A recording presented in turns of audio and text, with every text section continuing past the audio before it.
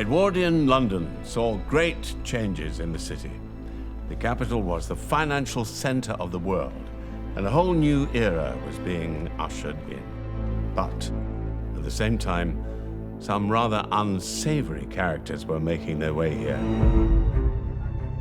Fortunately, the Metropolitan Police was changing dramatically and had a whole new set of methods to track them down and, just as vitally, to convict them in court.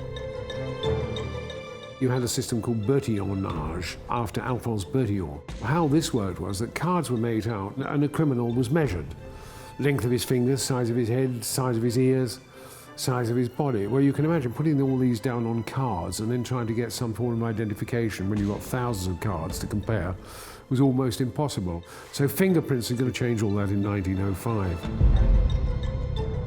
The first murder solved in Britain by fingerprints. Murder in Deptford High Street. There was a thumbprint on the cash box, and that led to the conviction of the Stratton brothers. And this led to an almost sort of scientific approach, which started to build Scotland Yard's international reputation.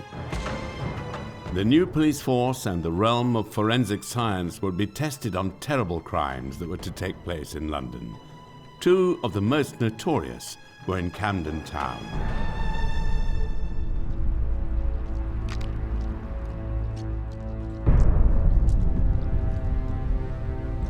Camden at this time is described as being very noisy and dirty.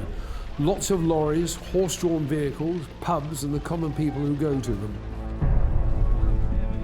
Camden has always been a place that attracted a wide variety of characters. Everyone from the bare-knuckle fighter Tom Thayer to the great novelist Charles Dickens moved to this part of North London. In the early 20th century, though, the local community in Camden would be shocked to the core by two brutal killings.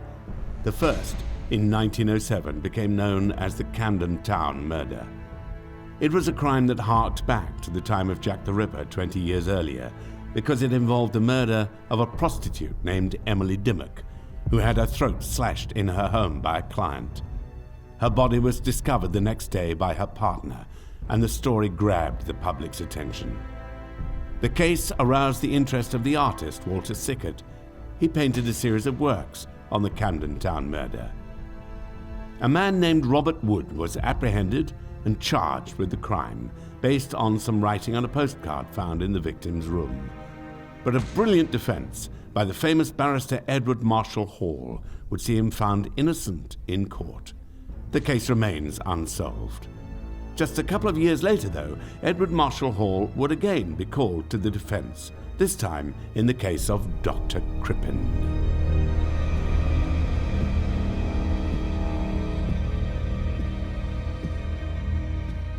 Crippen was an American, trained to be a doctor. He came to England, but his medical qualifications weren't recognised. And so he went to work for a patent company dealing with various medicines. The dividing line between patent medicines and being a quack doctor is a bit blurred. But nevertheless, I'm sure there'd be many people who took what Dr. Crippen gave them and were very grateful. He became friendly with Cora Makamowski. She wanted to be a singer. She used to perform on the music hall stage, which was very popular in those days. And she went by the name of Belle Elmore. She wanted to sing grand opera, but she didn't have the voice or the talent. The story of Harvey Hawley Crippen remains one of the most enduring crimes of the 20th century. Some key mysteries surround the case, which have puzzled amateur sleuths for years. This is a sordid and absorbing tale of love lives gone horribly wrong. It all begins when Dr. Crippen and his wife Cora move into number 39 Hilldrop Crescent in Camden.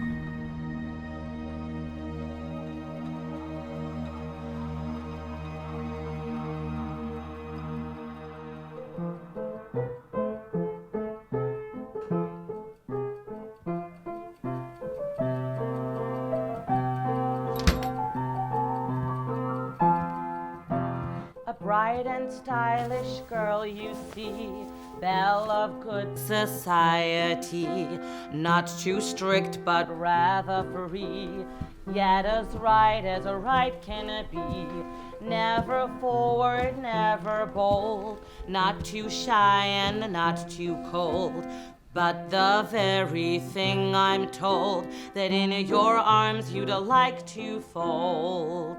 What do you think, darling? It's nice. Oh, you know I hate that word. So, I had a meeting with Mrs. Curnow today. I decided. Mrs. Curnow was real sorry. I've decided I'm leaving Munyon's. Would you mind? Munyon's just isn't right for me anymore. It's time I focused my energies where it matters, on my other ventures, like we talked about. The Harvard tooth pullers? Yale. It's Yale. And you know what? The dentistry is going from strength to strength. In fact, with a little capital investment, a couple of £100. Cora. Belle, darling. It's my money too. Ta-ra-ra bum-dee-ay, ta-ra-ra bum-dee-ay. Cora. Ta-ra-ra bum-dee-ay. You're my wife. Ta-ra-ra bum-dee-ay, ta-ra-ra bum-dee-ay, ta-ra-ra. Crippen, besides working for a patent medicine company, also worked for a deaf centre. And it's there he met a young typist called Ethel Leneve. The two of them began an affair. Crippen had been promising her one day it would be better than this. All of a sudden in February, according to her landlady, she cheered up. Good morning, Dr. Crippen. I want you to move in with me. What about your wife?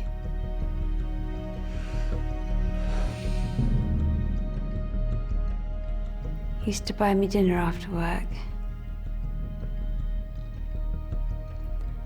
I think at first he was just avoiding going home. He used to say he and Cora, his wife, had drifted apart in sympathy. Then our sneaking off became rather a pleasant routine. Dr. Crippen was keeping up his routine well.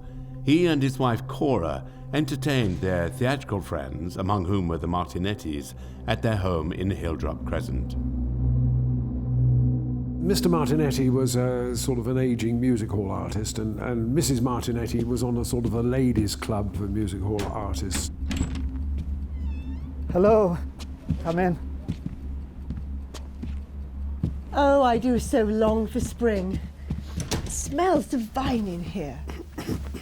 Where's Belle? Let me take your coat. Oh, don't mind him. Excuse me. Well, at least if I collapse, I'll know there's a doctor in the house.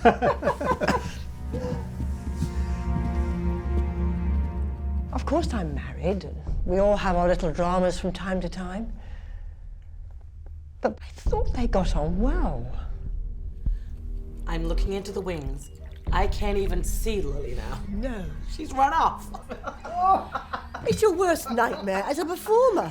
Just before her entrance, I could not believe it. Oh, no one in the audience even noticed. Yes, I'm quite sure you were wonderful. Oh, thank you, darling. Isn't he a dear? So, who's for a game of whist? Oh, certainly, yes. We stayed until around 1:30. But Paul was still under the weather, and darling Belle suggested that we stay the night. That was so like her. But I insisted on getting him home. I didn't want to bother her. I just wish we'd stayed. I suppose he would have found his cue another night. Crippen made sure he put on this show of love and affection when the Martinetti couple came over to 39 Hilldrop Crescent for dinner. But it was all a mask. The events that would unfold would see one of the most notorious killers of the 20th century flee across the Atlantic to Canada. With him would be his mistress, Ethel Leneve, who had disguised herself as a boy. The desperate duo would be pursued by one of Scotland Yard's finest, who was determined to bring them in.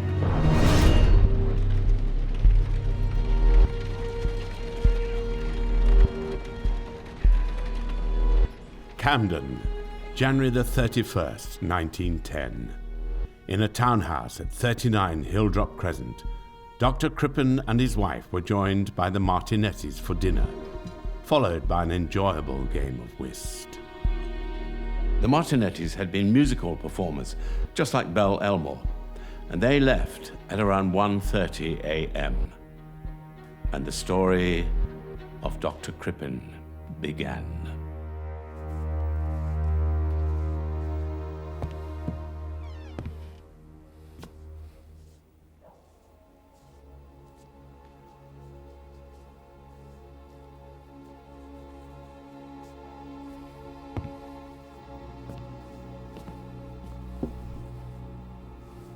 You've been so sweet.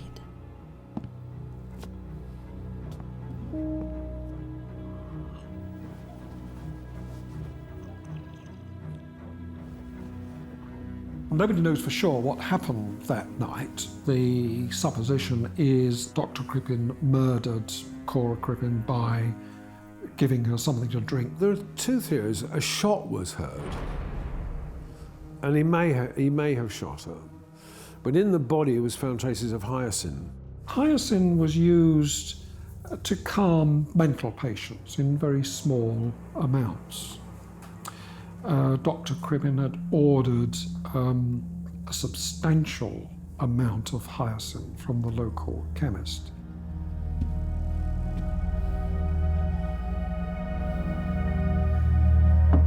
The truth is, we simply don't know what happened next. A large dose of hyoscine can have varied effects, especially when mixed with alcohol. Belle likely became frantic, delirious even. Some neighbors reported hearing gunshots and screams coming from the direction of Crippen's house that night, so maybe Crippen panicked and shot her. Those reports were unconfirmed, however, so it's possible that she simply fell unconscious, slipped into a coma, and died. What is certain is that Belle was never seen again after that night. The next morning, Crippen went to work as usual, and when he returned home, the rest of his plan was put into action.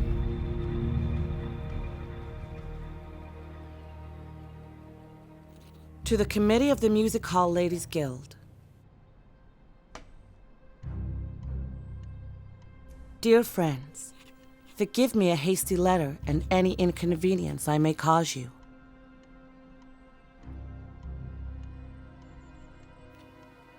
But I have just had the bad news of the illness of a near relative.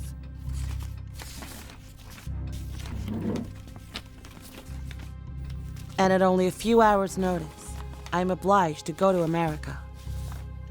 Yours faithfully, Belle Elmore.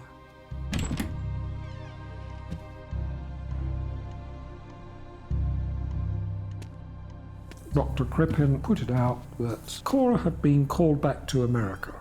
Ethel moved in to Dr. Crippen's house. And soon Ethel Leneve is seen wearing Mrs. Crippen's furs, she's wearing Mrs. Crippen's jewellery. Crippen may have thought that all his problems had vanished in an instant. But thankfully, Belle was better liked by her friends than by her husband. Despite Crippen's hopes, Belle's friends had not forgotten her. It just isn't like Belle. I mean, not even a note. You're right. The thing is, she's been unwell. Yeah, I just heard from my people this morning. her lungs. So you see... Oh, the poor thing. And for a singer too, how terrible. I don't know that it's as bad as all that. She said it wasn't. So, you have heard from her? What? Belle told you that. Yeah, but... Well, she's up in the mountains. Out in California, the wild's up there, so, you know... Well, you send her our best wishes. She'll be back in fine voice soon, I'm certain. Our Belle's a fighter. Oh yeah, she sure is. All of a sudden, Dr. Crippen decided that the story he had concocted of his wife's urgent trip to Los Angeles was no longer sufficient on its own. He told her friends that she'd been taken seriously ill herself and was not expected to survive. Then he sent a telegram to Mrs. Martinetti to inform her of Cora's death and cremation. Suspicions were beginning to grow amongst Belle's friends. One friend who noticed her disappearance was the famous strongwoman Kate Williams, who went by the stage name Vulcana. Not somebody you'd want to be on the wrong side of.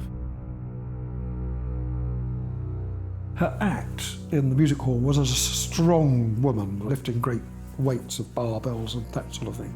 Vulcana came back from America. They had looked to try and catch up with what had happened to Cora and so on, but had drawn a complete blank. So they discussed it amongst their friends and then went to Scotland Yard to express their doubts. The London community with which Dr. Crippen and his wife had become friendly had been rocked to the very core just over a decade earlier. The well-known actor, William Terrace, was stabbed outside the Adelphi Theatre. His killer was another actor, Richard Archer Prince, who had been his friend. Prince was declared insane and sent to Broadmoor Asylum. His sentence angered the theatrical community. Sir Henry Irving went so far as to say, "Terrace was an actor, so his murderer will not be executed." The William Terrace murder, though, had been a relatively straightforward affair for the London police. The Crippen mystery would be far more challenging. But fortunately, a man called Walter Dew was on the case. He was no stranger to shocking murder, having been one of the team that tried to capture Jack the Ripper 20 years earlier. Dew was only a young policeman at the time of the Jack the Ripper murders. He joined 1882, about 6 years before the murders. And he said that it talked about the tension in the area. And you'd only got to say Jack the Ripper and you could get an explosive incident. And when some lunatic runs down the street shouting, "I am Jack the Ripper, I am Jack the Ripper," immediately a lynch mob is formed.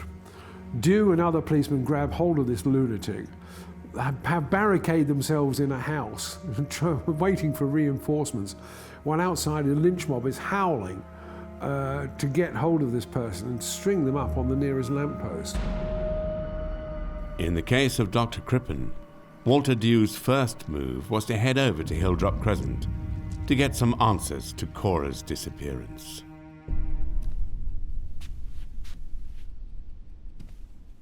He's at work? And you are his... Housekeeper.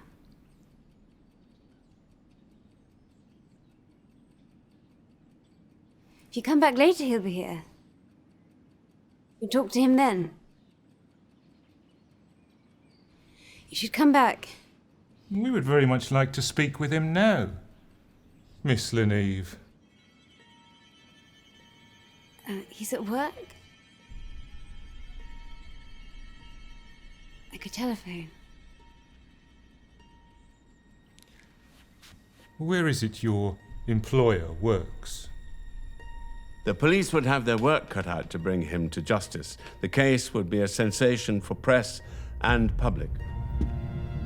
Crippen had dispatched his wife, set up an elaborate story to promote his innocence, and moved his mistress, Ethel Leneve, into the marital home.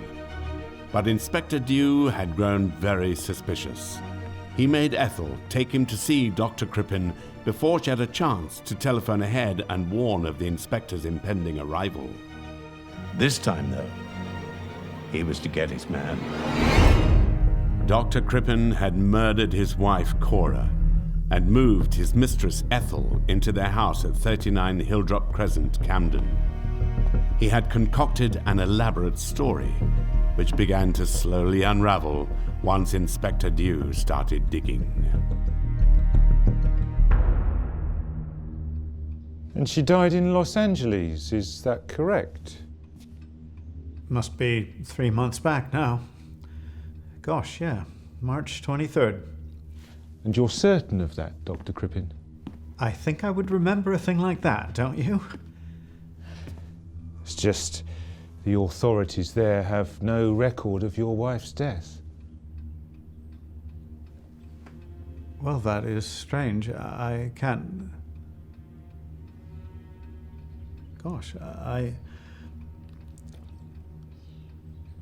I suppose I had better tell the truth. My wife, my wife isn't dead. She left me.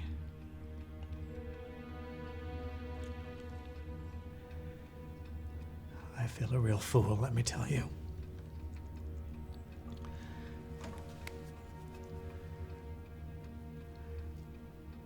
You think advertising in the States might help? You know, a reward for information, that sort of thing? It might. I'm just keen to help, you know, however I can, officer. Inspector. You don't jump to the conclusion murder has been committed merely because a wife has disappeared and her husband has told lies about it. But he had lied.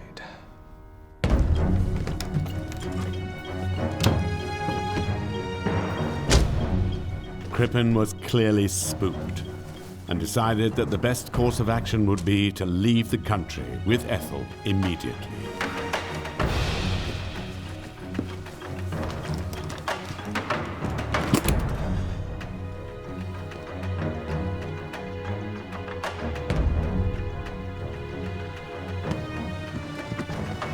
Certain people with no knowledge of police procedure and even less of the law blamed me for letting Crippen go. I ought to have arrested him, they said. But there had been no shred of evidence against him. It's futile to talk of arresting a man until you know there has been a crime.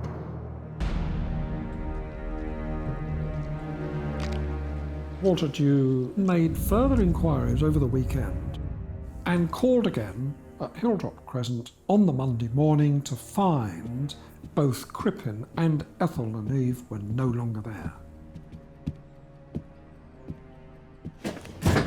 The neighbours haven't seen them, sir, but we spoke to one of his colleagues. He says the doctor was at his office Saturday morning.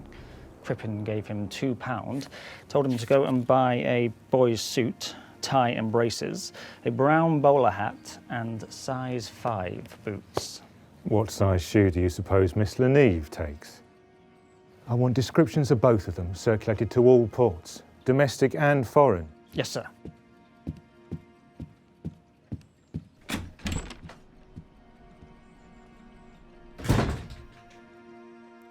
My quarry had gone, and the manner of his going pointed to guilt. Here was the real clue. His decision was a sudden one. Of that I felt convinced. He was scared.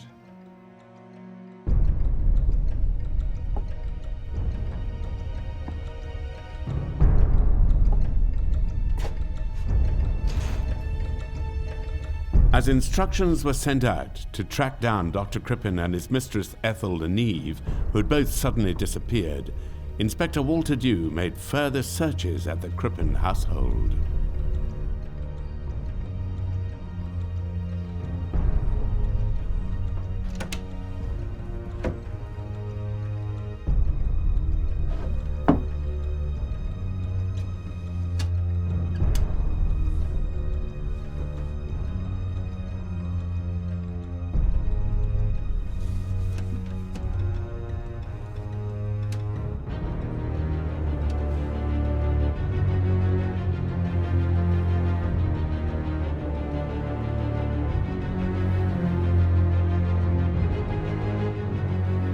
The first searches of the house showed no sign of Cora, and no evidence of a struggle or any kind of disturbance.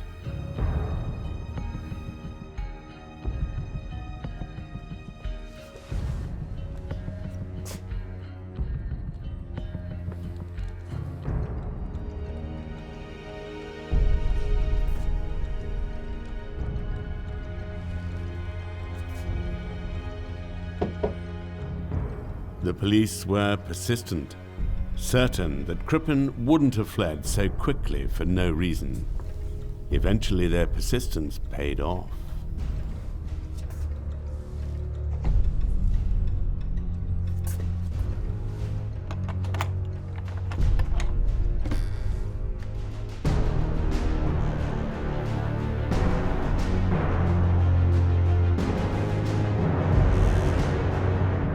The police made a grim discovery in the cellar.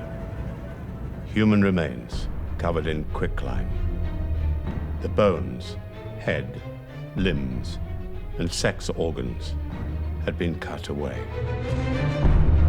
The skull, arms, various bones are missing, and there's just this mangled pieces of flesh. They called in the expert pathologists from Imperial College. They made tests on the flesh and found that it contained traces of hyoscine. Large amounts of hyoscine were extracted. Its identity was confirmed by being tested on a cat. Apparently, a cat's eyes dilate in the presence of hyoscine. Belle Elmore could be identified only by a small piece of flesh from her abdomen. It bore a scar consistent with an ovurectomy that she had undergone. The pathologist was a young man called Bernard Spilsbury. He contradicted the other specialists who had been called in, and he'd found this scar tissue. The significance is that Mrs. Martinetti had seen a scar on Cora Crippen's abdomen. Apparently she'd had an operation. This becomes very relevant to the case. Some of the parts of the flesh were wrapped up in what turned out to be, was identified as Crippen's pyjamas. And it then turned into a murder hunt. A warrant was put out for Dr. Crippen and Ethel Lineve. False sightings were reported all over the country, but nobody knew for sure where they were. This case caused enormous interest in the newspapers. It was an American doctor having an affair with his typist. It involved the music hall and a singer. So there was this great publicity, and lots of people came up with various leads on where Dr. Crippen might have gone to, including places on the continent. The most promising lead came from a quite unexpected source. A ship on the Atlantic, the SS Montrose, that was headed to Canada.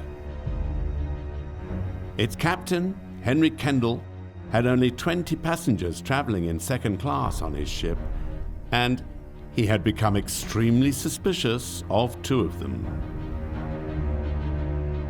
It wasn't a very good way for them to have been anonymous. They're using aliases. Ethel Lineve had a haircut. She's disguised as Crippen's son. The boat was equipped with the new Marconi wireless telegraph. So Kendall actually used this telegram to relay his suspicions to Scotland Yard. Henry Kendall, captain of the SS Montrose, sent the following message to his head office in Liverpool. Montrose, 130 miles west of Lizard. Have strong suspicion that Crippen, London cellar murderer, and accomplice are amongst saloon passengers. Moustache shaved off, growing beard. Accomplice dressed as a boy. Voice, manner, and build, undoubtedly a girl. Kendall. Walter Dew had a tough decision to make. Whether to trust these unconfirmed reports by telegraph from a ship in the middle of the Atlantic. He decided he had to act, and boarded another ship, the much faster Militant, that was due to arrive in Canada before the Montrose. What made it a sensational case was that Dew used the wireless telegraph to send reports back to England. These were going in the newspapers, and Crippen, of course, with Ethel and Nave, were completely unaware of this going on, so the press were having a wonderful time with all this information. Dew's ship raced across the Atlantic, landing in Canada 2 days before the Montrose was due to arrive. The murder of Cora Crippen and the flight of her husband were now a worldwide sensation. The press on both sides of the Atlantic were desperate for any detail about the case. Murder, adultery, theatre, technology. It was the perfect story.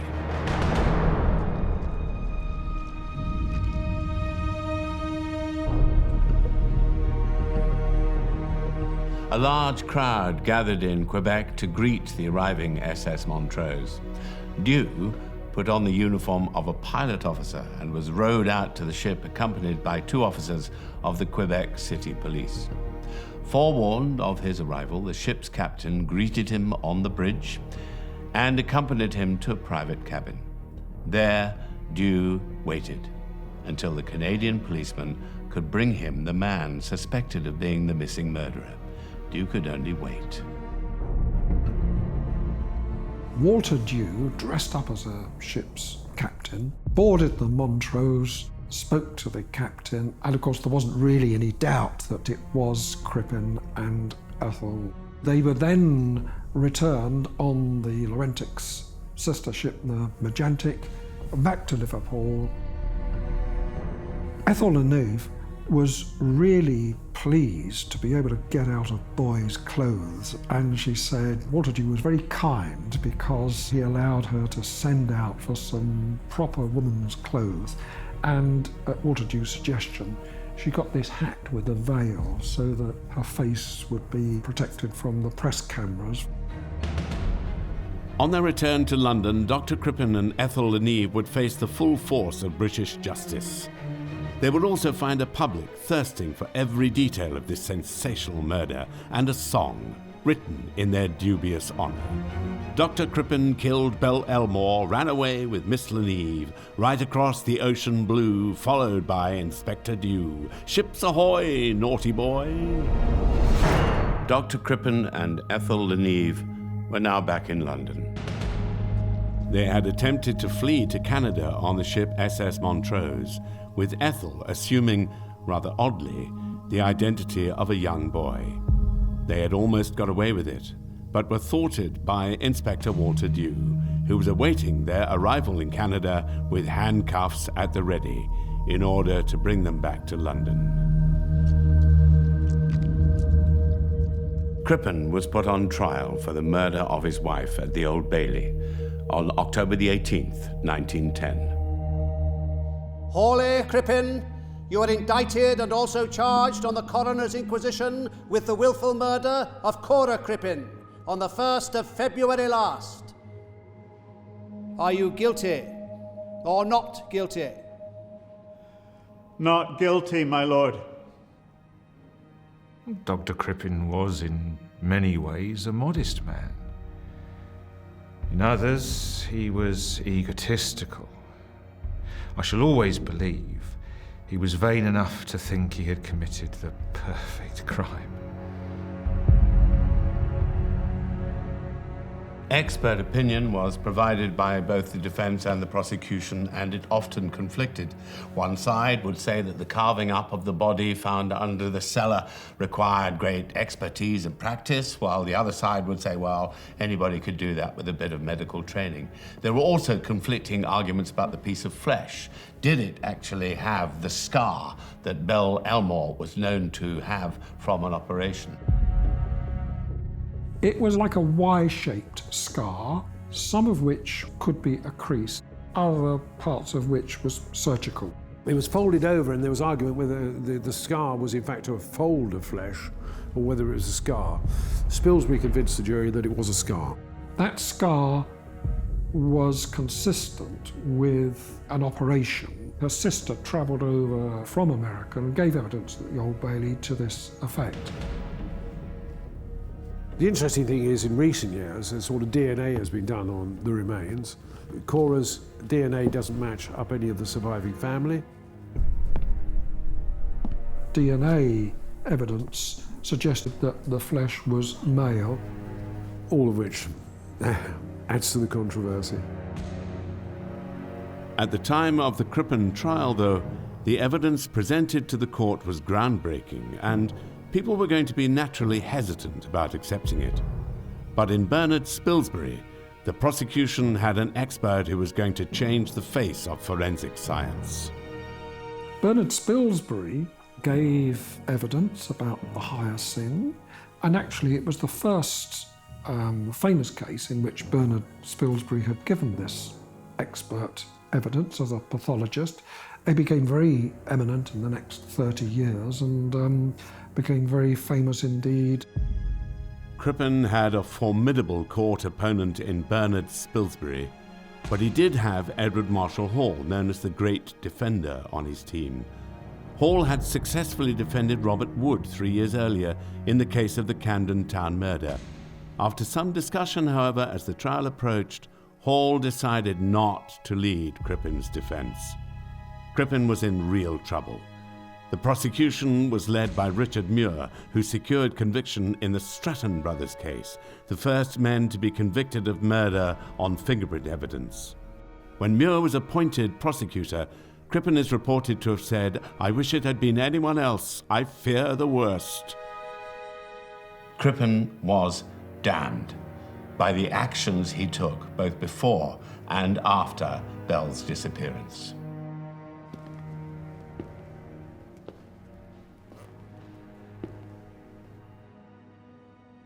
On the early morning of the 1st of February, you were left alone in your house with your wife. Is that correct? Yes. She was alive? Yes. And well? She was. Do you know of anybody in the world who has seen your wife alive since?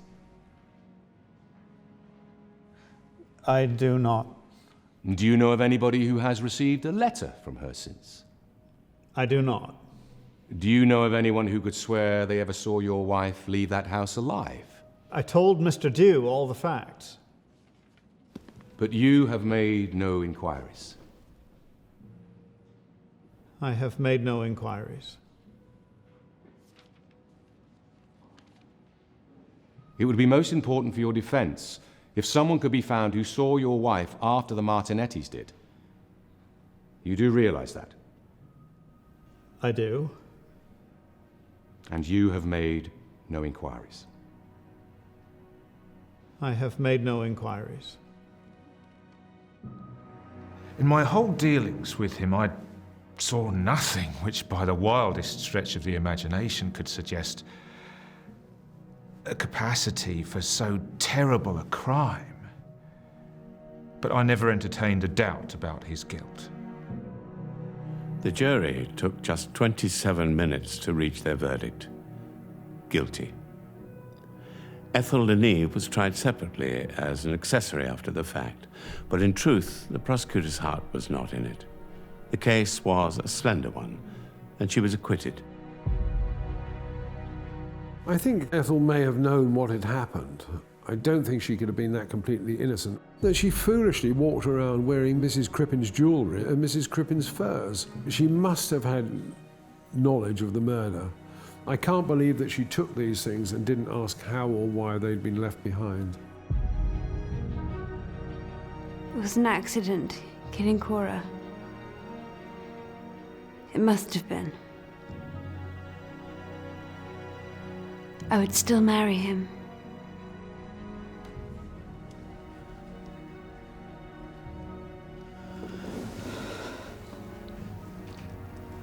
They have their rules. I won't be getting you in trouble again. You look well. Yeah, they're taking care of me. Darling, you have been my one comfort all these years. My one comfort.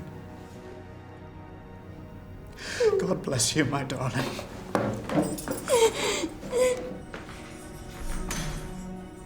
Crippen appealed against his death sentence to the then Home Secretary Winston Churchill.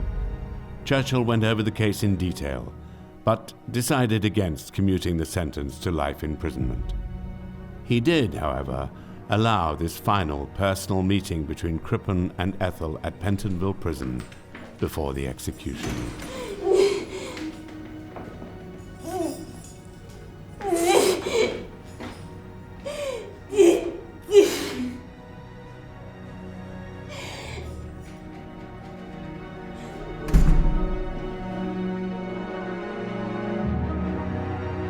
Crippen was hanged on the 23rd of November, 1910.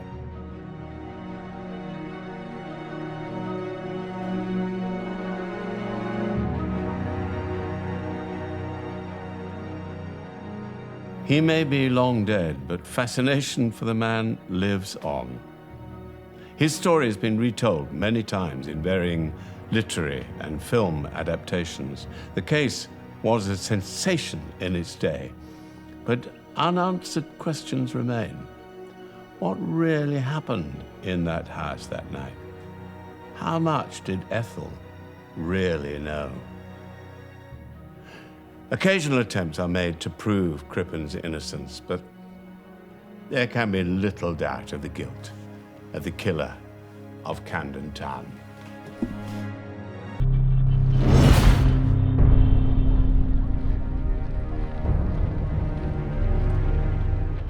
In the early 20th century, all was not well on the continent. Tensions were mounting across Europe and revolutionary movements were forming. Many of the most ardent revolutionaries were sent into exile, and London was one of the few places where they were welcome. Britain was a refuge for people escaping the pogroms in Tsarist Russia and Eastern Europe, and so they fled to this country. And it was an open door policy which infuriated the Russians. Some of them were committing crime, and it was a matter of great concern. Surprisingly, they could come in with weapons. Lenin would make London his home in 1908, along with many other Marxists. The huge losses of the Great War were soon to take their toll, and terrible outbreaks of violence and murder were already spreading throughout the capital. They introduced what they called the Aliens Act to register aliens because of concern about people coming into the country and the fear of crime that some of them would be committing. In 1909, the Tottenham outrage shocked the city when two Jewish anarchists from the Russian Empire carried out an armed robbery that killed two people, including a police officer, William Tyler. As a result, anti-Semitism and fear of immigration started to ferment. A year later, the Metropolitan Police would be involved in one of the most shocking chapters in its history, the siege of Sydney Street in the Whitechapel area. It all began when another gang of anarchists, this time from Latvia, committed the Houndsditch murders in East London. Some burglars were breaking into a jeweller's in Houndsditch. City police officers attended, and they were met by this firepower from very powerful weapons. 2 police sergeants and 1 PC were murdered. Members of the Scots Guards from the Tower of London were sent to assist the police. The situation was so serious that the Home Secretary of the time, Winston Churchill, decided he had to head on over to Sydney Street immediately. Winston Churchill himself turned up and actually took charge of the operation. There was smoke coming from the windows of the house. By about 2 o'clock in the afternoon, the fire had taken hold. Eventually, the roof of the house collapsed, and there was clearly nobody who was going to be alive. And they found the 2 dead bodies. At the same time as the Tottenham outrage and the siege of Sydney Street, the suffragette movement was becoming far more militant.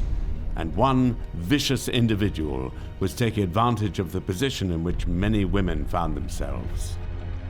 With no vote and limited economic and legal power, women faced gross inequality.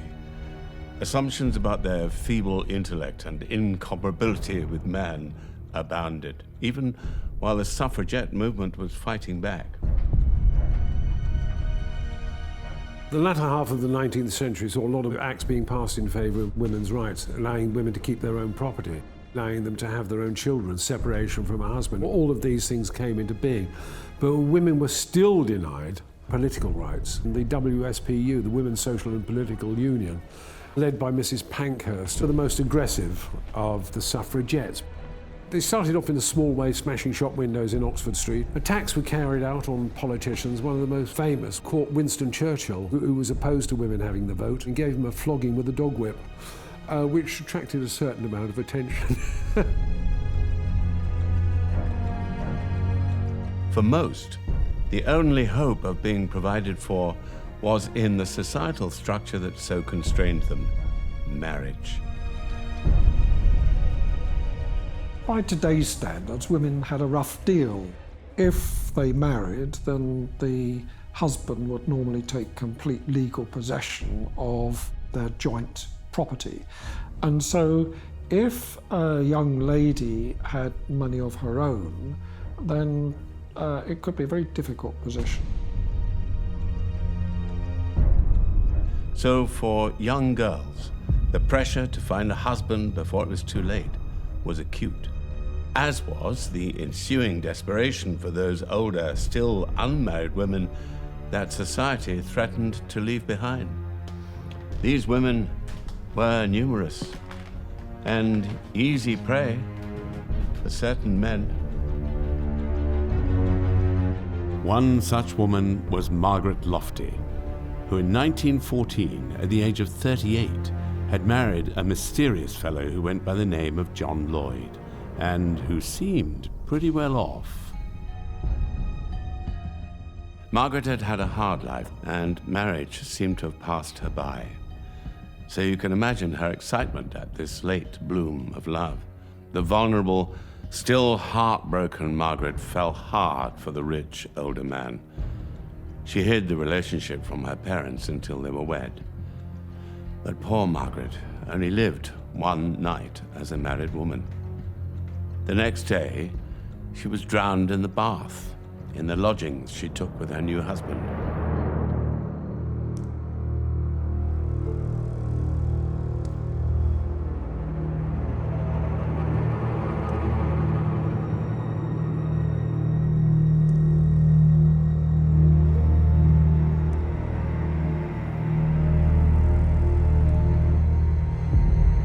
That husband claimed to have found her dead in the bath, but all was not as it seemed.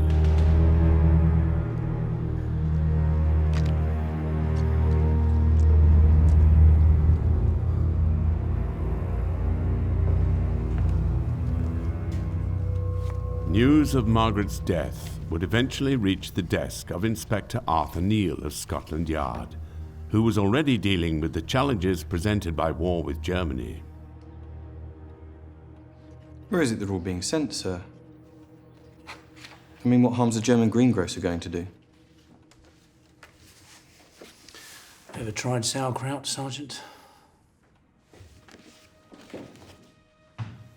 It couldn't have been an easy time to carry out a complicated police investigation. The assassination of Archduke Franz Ferdinand had sparked off the events of World War I, and the United Kingdom had declared war on the German Empire on August the 4th, 1914. It was a very nervous time. The war was giving us a lot of work. The Defence of the Realm Act had us interning aliens, tracking down deserters, enforcing curfews. You couldn't even buy binoculars anymore. That was banned. We were so dog-tired of it all. The Metropolitan Police had made preparations in 1913 for the potential outbreak of war. They were tasked with monitoring the network of foreign agents working for Kaiser Wilhelm. Some officers who had retired were brought back into service. David Lloyd George and Winston Churchill had assigned uniformed women officers to supervise munition workers, a measure that would eventually give women greater consideration within the police service as a whole. There were more police at that time than I think at almost any other time. So policemen would later be called up, as they were in the Second World War, drafted into the services. But in the initial years, the war has only just started. I don't think you've got a manpower problem or a lack of investigative officers. Soldiers back on leave, or what leave they did have, would cause disturbances, so there was a need for a police force. In a case of murder, the detectives would always investigate it. Among all the challenges thrown up by the outbreak of war, Inspector Arthur Neal would receive a troubling message from a concerned citizen. A potential serial killer could be on the loose, and his use of numerous false names was going to make him very difficult to track down. Fortunately, they had one of Scotland Yard's greatest ever detectives, along with a genius named Bernard Spilsbury, a real-life Sherlock Holmes, who would help bring the Metropolitan Police into the realm of forensic science.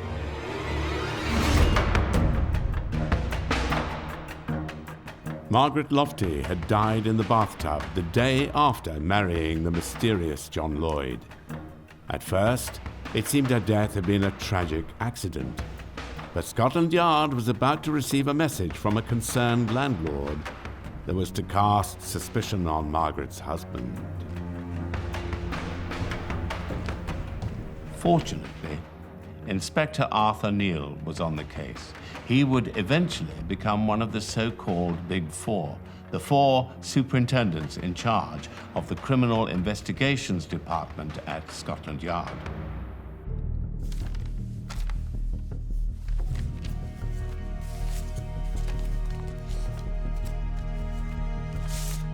Very tragic, only 25, young, healthy woman. It came to light when Mr. Burnham was worried about his daughter Alice, who had got married, really against her parents' wishes. But she had died on her honeymoon in her bath.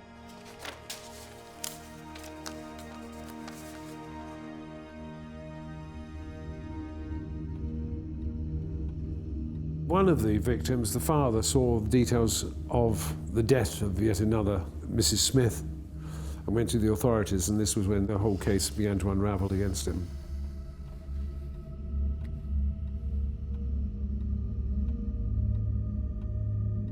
Mr. Burnham read another account in the News of the World of another incident that had occurred in similar circumstances, and said, that's exactly what happened to my daughter. He went to the police, and Detective Inspector Neal took up inquiries. Inspector Neal knew that these two sudden deaths in bathtubs, just a year apart, couldn't be just a coincidence. He set out to solve the mystery. But it was 1915, and World War I had started.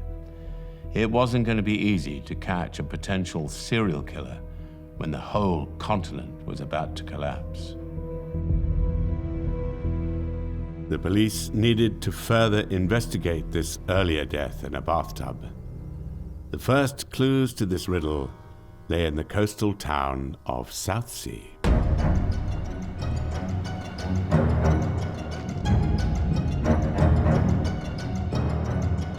Alice Burnham was a bright, pretty girl of 25. She was the daughter of a coal trader, had trained as a nurse, and by 1913 had found a position as carer to an elderly man in the beachside resort of Southsea. And that is when she met someone.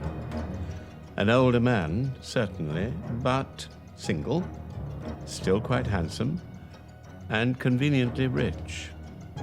This man of the world seemed besotted with her. And just a month after their first meeting, Alice wrote to her parents to say she was engaged. On the 4th of November, they were married against her parents' wishes at a register office in Southsea. And just 6 weeks later, she was dead, drowned in the bath. Her now widowed husband went by the name of George Joseph Smith. Who was George Joseph Smith? Well, he was a man who had a number of different names. He had a number of different marriages.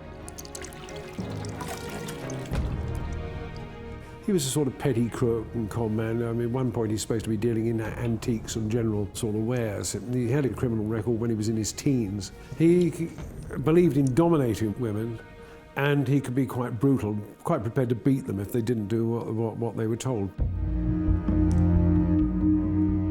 The similarities between this case and the recent death of Margaret Lofty were stark. But could their husbands, John Lloyd and George Smith, be the same man? Or was it just a horrible coincidence? All the police had to work on was a general description of John Lloyd, husband of the late Margaret Lofty. There was no sign of Smith, no sign of Lloyd, and no clue if they were even the same man. Age unknown, birthplace unknown, height 5'10", eyes brown, walks with knees slightly bent together. Sir, this could describe half the country. Time for some real police work then.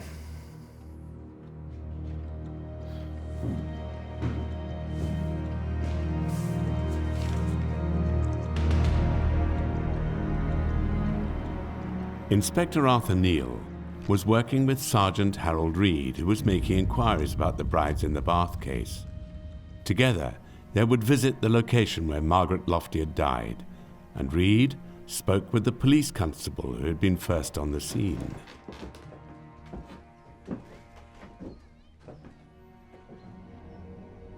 She was on the floor, naked.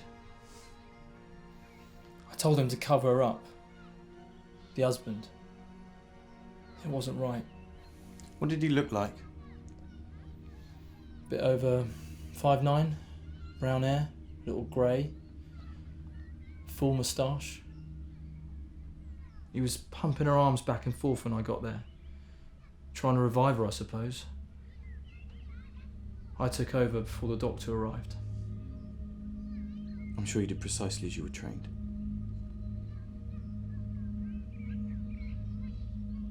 Bath water was still warm.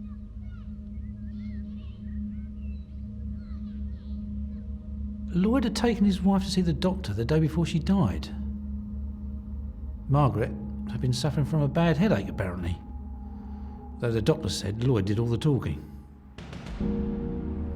The officers at Kentish Town Police Station made inquiries across the country as they tried to find John Lloyd and George Smith to see if they were indeed one and the same person, and to find out exactly what had happened to Alice Burnham and Margaret Lofty.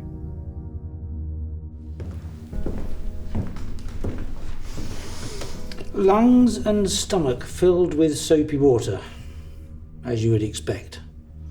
But heart normal, brain normal. Any news from Bristol? They say without knowing which parish, sir, there's nothing they can do. Up to their eyes in work, apparently. Well, aren't we all? Yes? Speaking. Uh-huh. Yes. Interesting. Of course, do. You have the number. Thank you. A week before she died, Margaret took out life insurance, £700. Now her husband's solicitor is trying to claim it. Margaret had lied to get the policy. She'd claimed she was of independent means. And she said she'd no intention of marrying anyone either. Lloyd was behind it all, of course. He would first of all go to the doctor saying his wife was having fits or seizures. Once this had been placed with the doctor, then he would take out the increased life insurance, and then the wife would be drowned. George Joseph Smith, went to the solicitors to pick up the details from his latest new wife's will, which was going to result in him receiving money. He found that in the solicitor's office was Detective Inspector Neal, who had some very serious questions to ask him. George Joseph Smith, born 11th of January 1872, Old Ford, Bethnal Green. No regular employment or fixed address. Sounds all right, Bounder. We'll need to find out all we can about his finances. You think there could be more, sir? It was a system. Seduction, marriage, and then life insurance. And these sham visits to the doctor. I was convinced Smith had perfected it through practice.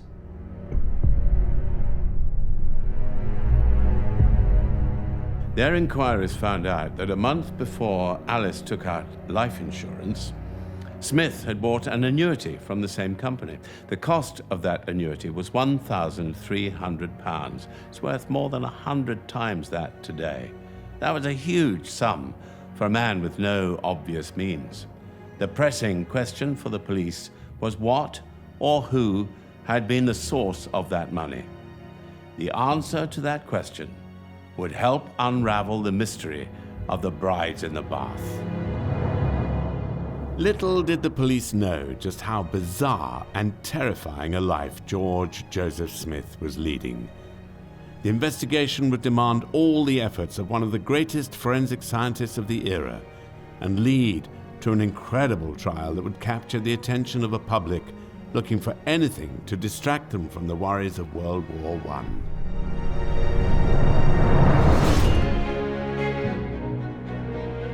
Thanks to a lot of detective work, the Metropolitan Police had worked out that the husband of the recently deceased Margaret Lofty and Alice Burnham was a man born George Joseph Smith.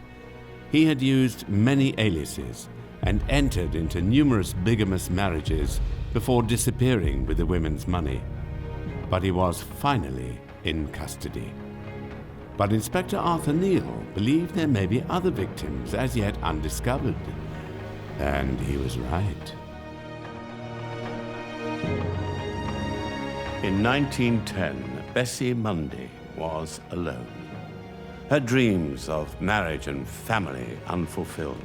Now 33, those hopes looked forlorn. But the following summer, she met a man, a Londoner calling himself Henry Williams. He entranced her with tales of the capital and of his travels across the globe as a painting restorer. A whirlwind romance led to marriage. Her father, a bank manager, had left her £2,500 in his will. And this handsome amount was invested in a trust administered by her uncle. All the time Bessie was alive, the money was tied up in the trust. But should she die, the money would pass to the inheritor of her estate. George chose to marry a succession of women in order to benefit from the financial property that came with them, and automatically their money on their death became his. The ladies all stress his charm, his magnetic eyes. He said what an easy prey a woman was. He must have had some kind of hypnotic way of dealing with women, probably only exceeded by his greed in getting their money afterwards. For a man of commanding intensity to persuade a simple girl like Bessie to make him her sole beneficiary was easy enough. All he had to do now was get her to take a bath. Well, in truth, I could have passed the case on to a junior. Would have been fine, I'm sure. The whole thing could have been a remarkable and tragic coincidence. But Inspector Arthur Neal knew that two strikingly similar deaths involving the same man were unlikely to be a coincidence. His department contacted the Home Office's preeminent pathologist to help with the investigation. The pathologist wanted all the baths in which the women had died sent to London for further tests.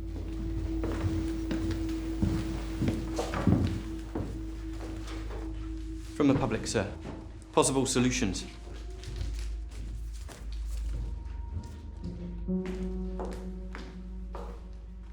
Apologies. Cabby ignored my instruction. Took an incorrect route.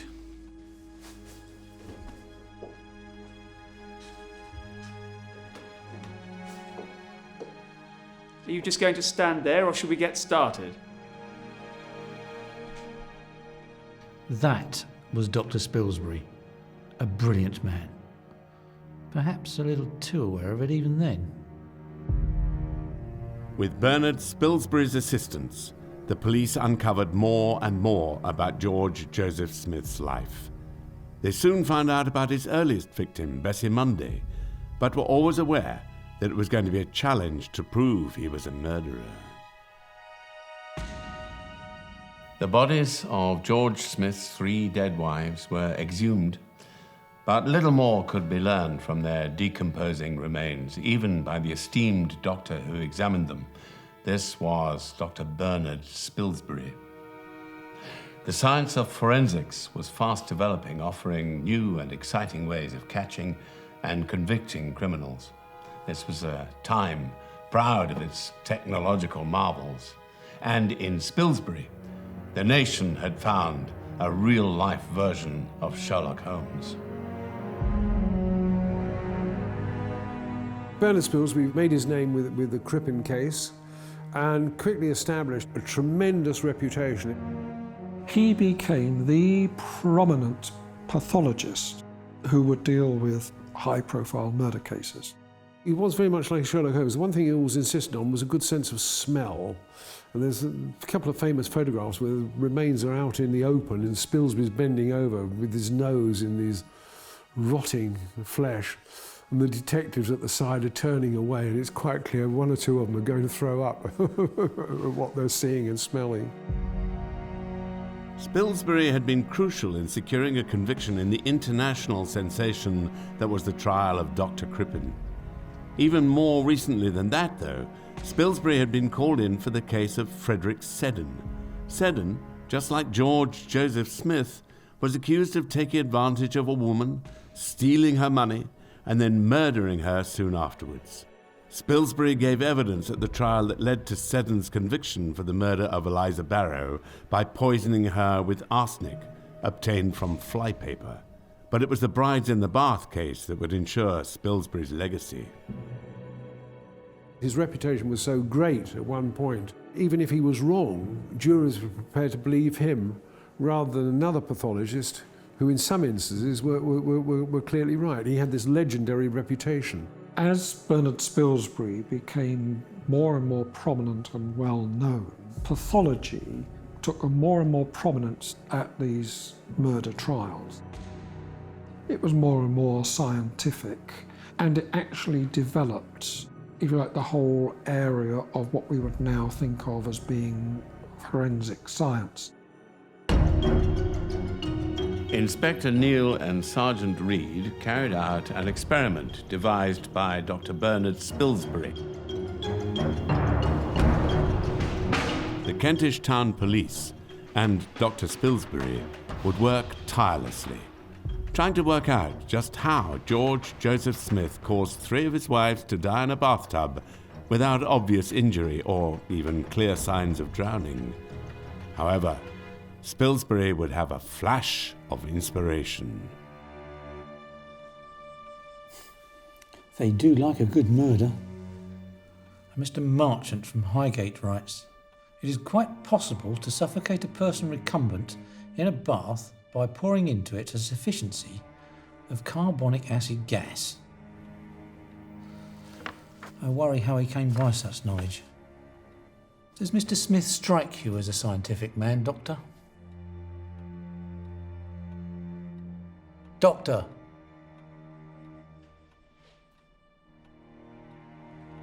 In 1841, the Caledonia sank off the coast of Cornwall. When the captain's body washed up on the beach the next day, something rather curious was noted. The shock of going into the water had rendered him unconscious so quickly.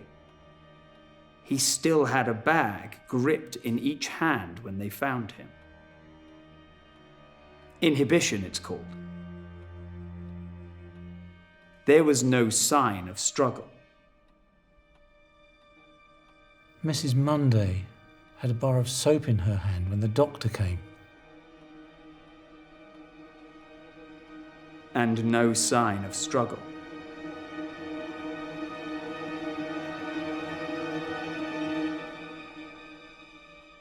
It was a theory. That was all. Not something that we could get a conviction from. So we worked hard, right down to the rock-bottom facts. And by the end, we had 253 exhibits. Marriage certificates, death certificates, letters, photos, you name it. Every scrap of evidence I could gather. This man was not going free. The trial was one of the most complex in British legal history. 112 witnesses from 40 different towns. The public were transfixed. It's a welcome distraction from the war in France. English justice continuing unabashed. The sprinkling of sex and scandal, together with the strangely alluring figure of Smith himself, helped draw big crowds to the Old Bailey. Smith would be defended by one of the most famous barristers of the time, Edward Marshall Hall. And Dr. Spilsbury's theories would be put to the ultimate test when he took the stand hoping to secure a conviction for murder. The police had George Joseph Smith in custody. He was clearly guilty of bigamy, but they were determined to convict him of murder. Dr. Bernard Spilsbury had developed a theory as to how Smith had dispatched 3 of his wives, which he wanted to bring before the court. In accordance with English law, Smith was only tried for the murder of the first victim, Bessie Munday. But in a legal first, the prosecution was able to use the deaths of Alice Burnham and Margaret Lofty as evidence of the work of a serial offender.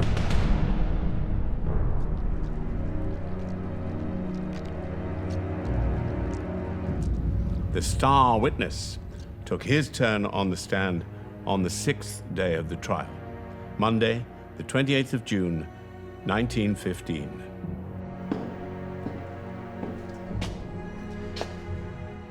Dr. Spilsbury, supposing a person taking a bath fainted, would the breathing, respiration go on? To a certain extent. Can you give us any opinion at all as to what would be the result if the face was submerged whilst in a faint? Would the water would come into the mouth? Yes, and it would pass down into the windpipe. And what effect would that have? It would have a very powerful, smarting effect, and would probably recover the person from the faint. Now, if that person had in fact been conscious and then was suddenly submerged, would there be a shock to the system? Yes, if it were unexpected. It might, even if it were expected. And if a shock were received due to a sudden submersion, would consciousness be kept or would that be lost? That would be lost at once. You mean immediately after submersion? Yes. Or almost immediately? Actually, immediately. Thank you, Doctor. In the trial, they explained that it is possible to drown in a bath if somebody's feet are pulled up from behind. Spilsbury developed the theory that the baths that they were shown were too short, and if the body had gone rigid, then the body would not have gone below the water. A woman police officer acted as a demonstration of this at the trial. Spilsbury nearly drowned her because what he did, he lifted her legs very suddenly and pushed the head down. And she lost all consciousness almost straight away. And she had to be given artificial respiration. That was a very graphic demonstration which actually showed the method that George Joseph Smith had employed. Smith was defended by one of the greats of the day, the theatrical barrister Edward Marshall Hall. But even Marshall Hall found this case difficult. His early attempts to stop evidence relating to the deaths of Alice Burnham and Margaret Lofty being heard were unsuccessful. Edward Marshall Hall, the defence barrister, quite a flamboyant man, had very good at persuading juries that there was an element of doubt and so on. And a very good sort of legal mind as well, and one of these sort of prominent lawyers of his age. Marshall Hall was known as the great defender. His party piece in the trials was to use the scales of justice. He would stand there and one arm would go up and one would go down, and this was how he would argue his case. So if you had Marshall Hall defending you, then that was a great reassurance, and he would do his best for you in the highest tradition of barristers. George Joseph Smith himself never came to the stand. Marshall Hall produced a note which showed that his client did not want to give evidence. But the great defender was hoping he could pick holes in Spilsbury's argument. Dr. Spilsbury, epilepsy is a very difficult subject. It has varied symptoms? Yes, it has. And of course, they can be extremely varied in degree. Yes. May I take it that many people have suffered from a very modified form of epilepsy, a very modified form of attack, without being epileptics? Yes. Have you known of women washing their hair in the bath? Yes. If you're in the bath and using soap, you cannot get the soap out of your hair very well by simply rinsing it with that same soapy water, can you? No. The very natural thing for a lady to do then would be to lean forward, put her head under the tap, and let the fresh, clear water run on her head. That would be one method. Assuming a woman had had a fairly hot bath, and she was not in a very healthy condition, that is the evidence we've got, and she were rinsing her hair in this way, and had a sudden fainting fit, would she not fall? The theory put forward by Marshall Hall was dismissed by Spilsbury, and although technically possible, it did nothing to convince the jury of George Joseph Smith's innocence. Overall, it was Bernard Spilsbury's brilliant mind and the dogged determination of Arthur Neal which would prove decisive. Marshall Hall's theatrical brilliance and flights of fancy failed to save this client. The jury retired on the 30th of June, 1915, and took just 20 minutes to decide George Smith's fate.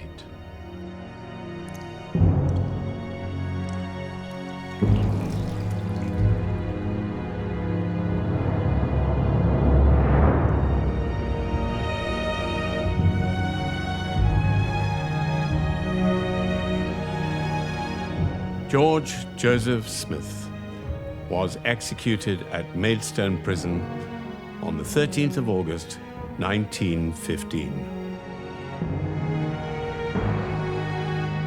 He did leave behind his only legal wife, Caroline Thornhill, whom he had married in 1898. The day after Smith's execution, she married a Canadian soldier.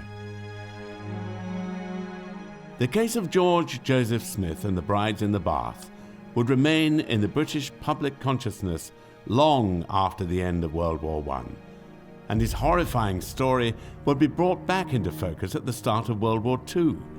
In 1939, Harold Nicolson, a well-known politician, published a best-selling book entitled Why Britain is at War, in which he likened the actions of Adolf Hitler in Europe to the modus operandi of George Joseph Smith.